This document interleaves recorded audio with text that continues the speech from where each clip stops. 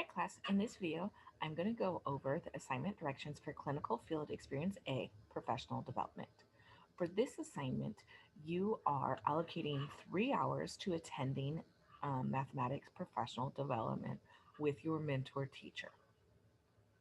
Now, when we look at a professional development, here are some ideas for what you can attend. So we have possibly reviewing and analyzing math assessment data with the classroom teacher. So if they're not having an actual session that's related to mathematics, there are other things that you can do. So this is one where you're looking at data and you are analyzing the data and seeing how you can react to that data. You can also attend faculty district meetings or trainings that are related to either math or STEM. You can attend school events related to math or STEM. You can attend a professional learning community meeting. PLCs are where teachers are kind of leading the meetings and they are looking at a goal that they have set and they are analyzing student data and talking about that goal and how students are progressing towards that goal. Or you can attend a grade level or math content area meeting. If you are using supplemental videos in place of your field experiences, please make sure that I have approved that first. If you're finding you're doing a virtual setting and you don't have any opportunities to do any of these things with your mentor teacher, reach out to me and we'll see what we can do to maybe do have you watch a few webinars or some online recorded webinars that you could attend opposed to trying to get your teacher to do some things that maybe she's not doing for this assignment, if that makes sense. So if you're finding that your mentor teacher doesn't have any of these things scheduled, I know teachers have a lot going on right now. So asking them to do some of this, if it's not a part of their schedule, might be a little challenging.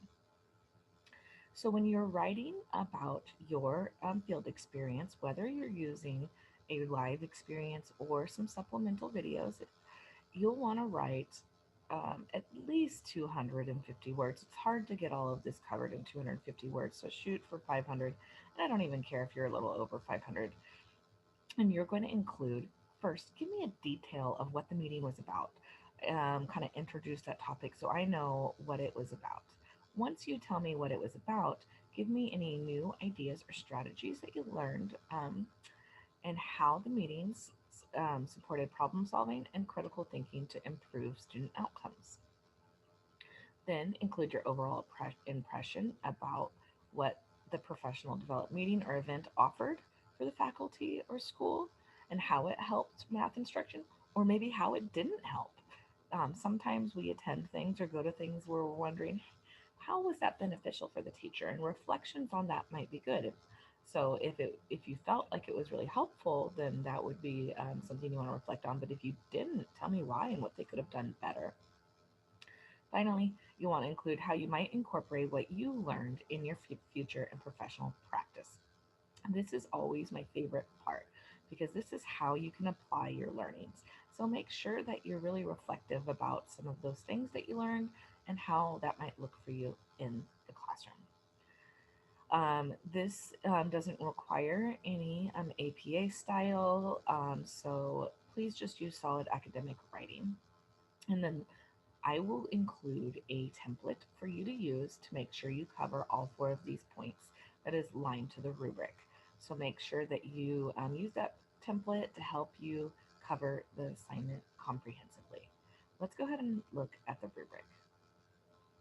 So first you want to give me that summary of the field experience. Like I said, make sure that is detailed and it explains the math strategies you learned and how they supported critical thinking, problem solving, and then your overall professional impression of that professional development.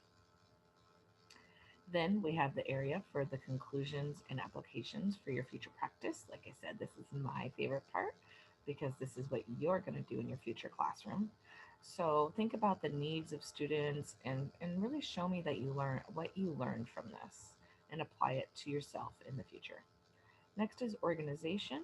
If you use my template, you should just get a target on this because um, it's going to be well organized and sequential, and your ideas will relate to each other.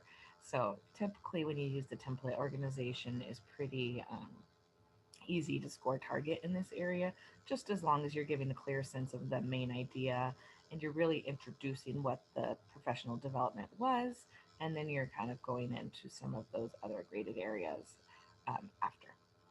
Finally, we have our mechanics. As always, use solid academic writing, use your spell check, and make sure that you have no errors. Please reach out if you have any questions on your clinical field experience A. And don't hesitate to reach out if you're having trouble with your placement, and so we can see what we can do to make sure that you get your field experiences completed.